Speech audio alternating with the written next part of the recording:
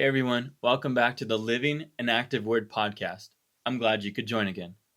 This week we'll be talking about Andrew's conclusion after having spent time with Jesus and Jesus giving Simon a new name.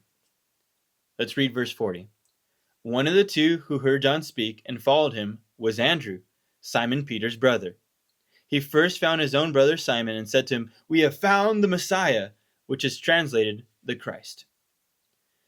This is a conclusion that Andrew comes to after spending time with Jesus, is that he is the Messiah, the chosen one of God. And that's literally what Messiah means, is the chosen one or the anointed one.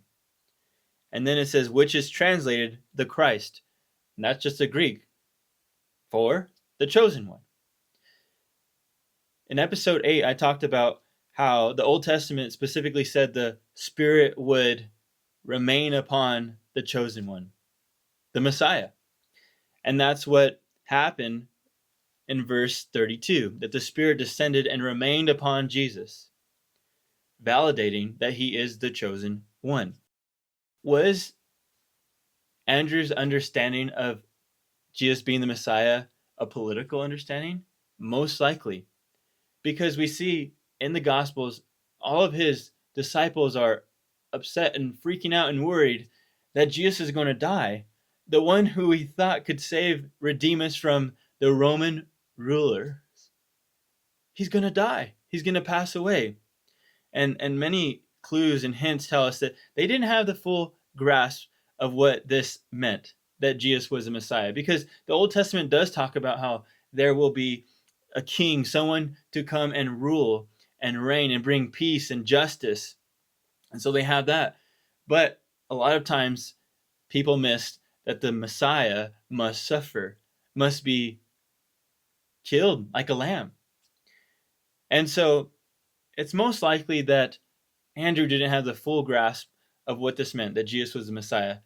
But he knew he was a Messiah. And so he goes and he finds Peter, his brother, and it says in verse 42, and he brought him to Jesus. As we read in the Gospel of John in chapter 6 and in chapter 12, Andrew has this pattern of bringing people to Jesus. He brings the boy with the 5 loaves and 2 fish in John chapter 6, and he brings the Greeks in John chapter 12 to Jesus. This is a great example and pattern for all of us.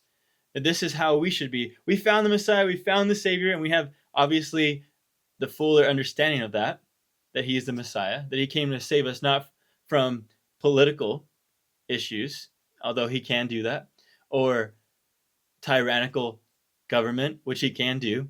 He came to set us free from the reign of sin and Satan and death.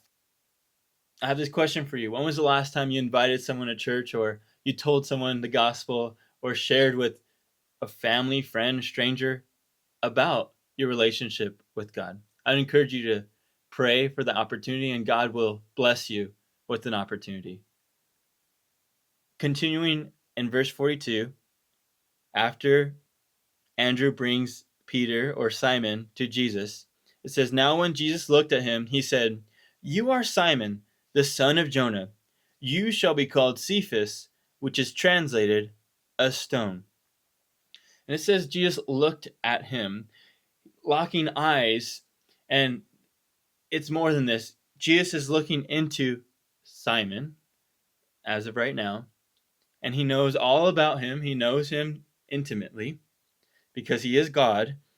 And he says to him, "You are Simon, the son of Jonah, but you will be called Cephas." And the word Cephas is a stone, as it says it's translated for you. This is a declaration of what Peter would be. You see, throughout Jesus' ministry, Peter was not the rock. He was wishy-washy. At the end of Jesus' ministry, when he's about to be betrayed, Peter flops. Peter denies Jesus 3 times. This is a declaration, once again, of what Peter will be. This is the power of God, the ability of God to take a man who is unstable and to make him stable, to make him trustworthy and reliable. You see, God did this in the Old Testament with Abraham. He changed him from Abram to Abraham and Jacob to Israel.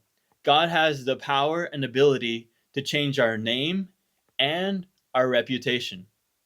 I have this little list. It's kind of fun. We were enemies of God. Now we are friends of God. We were orphans. Now we're children of God. We were dirty or unclean. Now we are clean. We are unholy. Now we are holy. We were bankrupt. Now we are rich. We were guilty. Now we are free and forgiven. I think you get the idea by now. God sees us completed. God sees the finished product. Are we there yet? No. We are a work in progress. And Peter's a great example of how God works. What God will make us into when we surrender, when we give him access, when we allow him to do the work. This is a great encouragement for myself, and I hope for you. What God can do with a person, not just a man, anyone who lays down their life, who surrenders, who is humble, God will in fact do some great things with you, in you, like I said last time, in you and through you and around you. God has the power. No matter what your struggle is, God can change you. God can change me, and he has. But there's a lot more work to be done. I'm glad he sees the finished product. So let's end this. 2 points. Let's be like Andrew. Be contagious with the gospel. Share with others. Be that example in word and in deed. And also, let's look at the example of what God can do in anyone. He can change lives for his glory and his glory alone. Thanks for listening, and God bless.